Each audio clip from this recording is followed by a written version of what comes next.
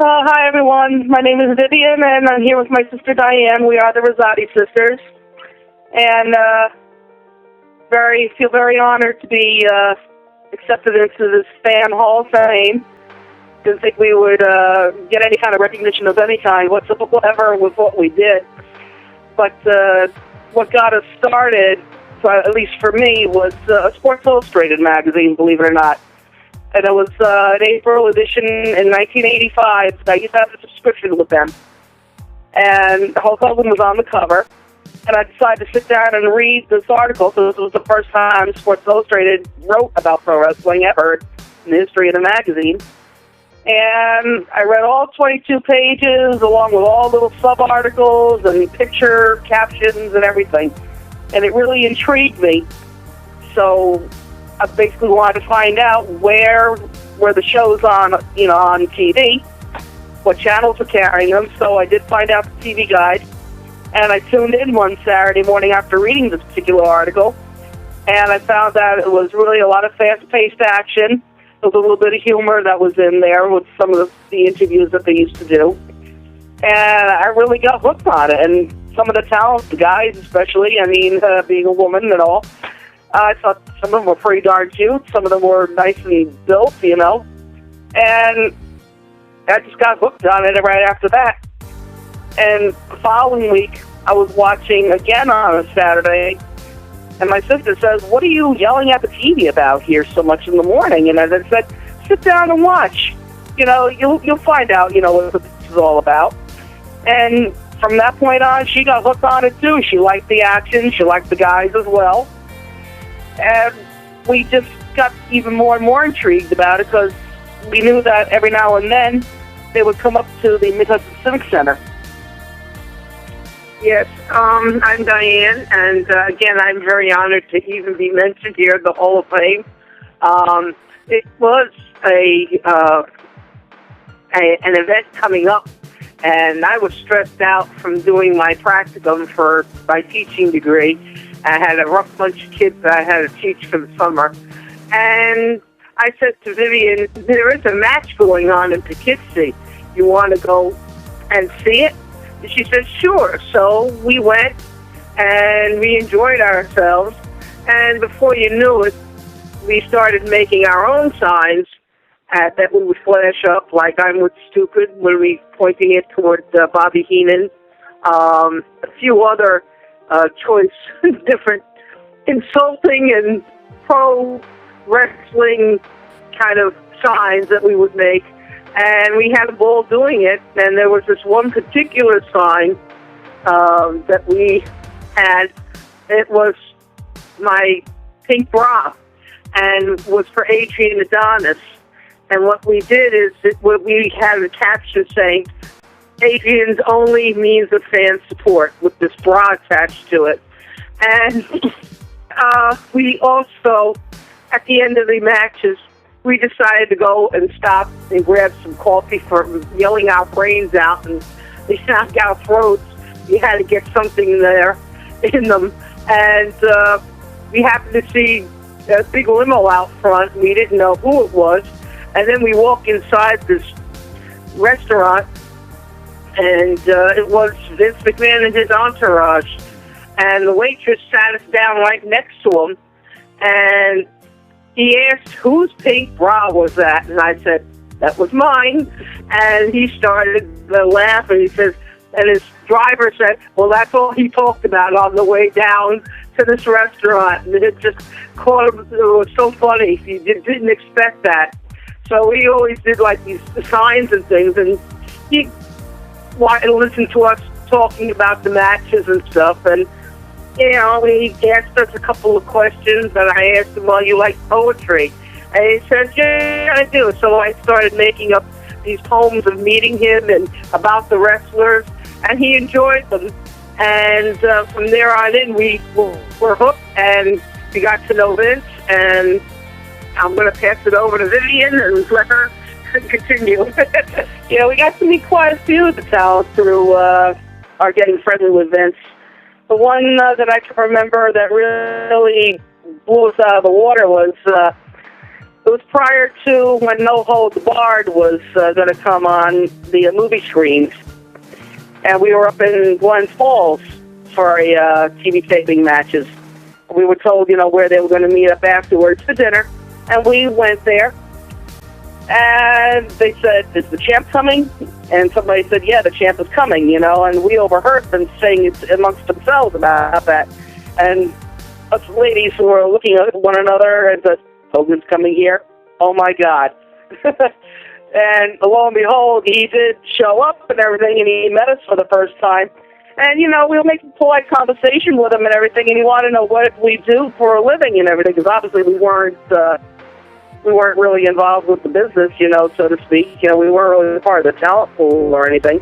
But we were telling him, what we used to do. And at the time, I was working for a supermarket bakery. The supermarket's no longer in business now, but that's a story for another time. And he wanted to know, was that bakery any good? And I says, I'm still here, aren't I? Yes, the stuff is very good there. And he always said he had a problem, with weight control and everything all his life. He was always a chubby kid growing up.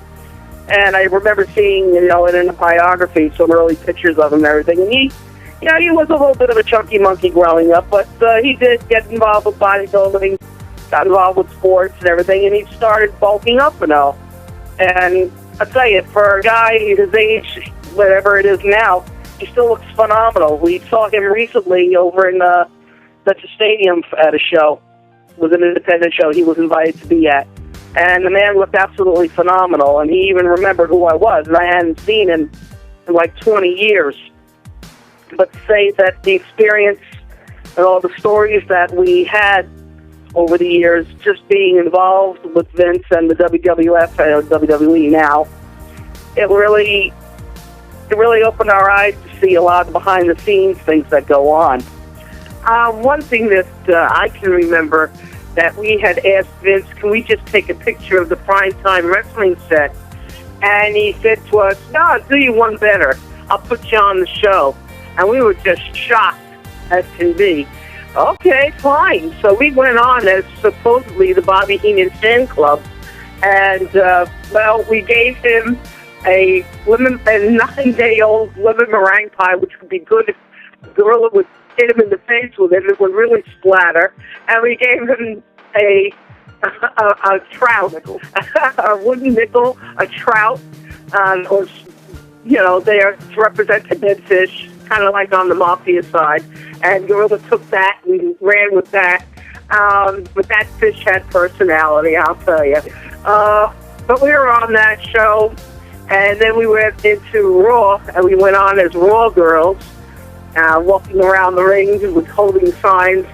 And then we were also on a show that they used to film, the Bobby Heenan show. And you got to meet Bobby Heenan and to get to know his humor and meet people and some strange characters that were on that show, including Jameson. But we had fun doing it, and that was the whole thing. It was fun. Getting back to the time at Raw and everything, it made me realize that there are other fans out there probably maybe just as crazy as us, if not crazier. One case in point that I could come out with was my turn out in the ring to walk around in between matches. And I was waiting for them to give me the high sign to step out of the ring so the next match could begin. And I wasn't getting that high sign just yet. And in comes Walking Crush. Now, he was another one of my favorite wrestlers, too. Unfortunately, he's long gone as well. He was there in the ring. He got between the ropes. And I'm standing there, like, right in front of him, and I'm going, oh, God, now what, And he just very politely smiled and everything, and he held the ropes open for me, and I stepped out.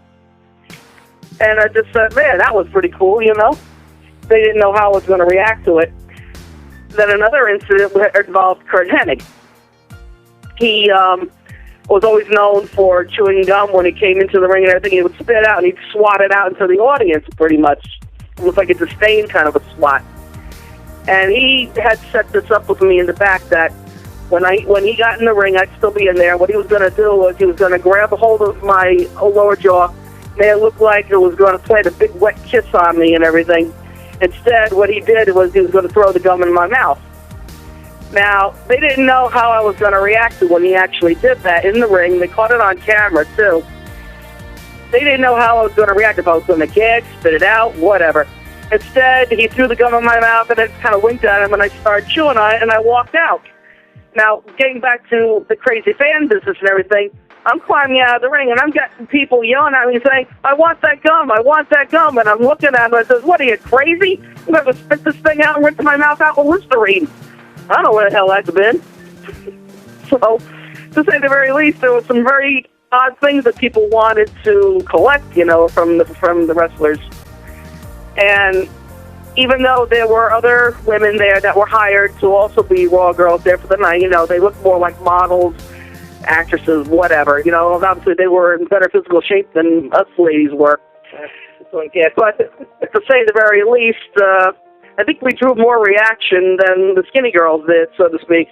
I can remember getting about 4 or 5 marriage proposals from guys out there in the audience as I'm walking around the ring, and I'm saying, man, you really must be desperate if you want to get married to this. So it's like I'm shaking my head and oh my God, this is ridiculous. But it was fun. And we had, the old Holds Bar, no Holds Bar rather, movie premiere. We had it set up where I was doing weightlifting and things like that in the gym, and they had the 6-foot hero sub that I had to carry on this board, and it was pretty darn heavy. But I had to carry it into and say, "Oh, wait a minute! It's time for me to time for me to eat dinner." And so, as I'm walking out, I almost knocked poor Bobby Heenan in the head with the board, and he had a duck to get it. And then he makes his wise comment, "Oh, the thing is, the oink gets got to eat," something on that order. Yeah, then you would say something off camera. Open up that door, I'm hungry. But like I said, it was a lot of fun. We have a lot of great memories. Too many to recount here right now. Yeah.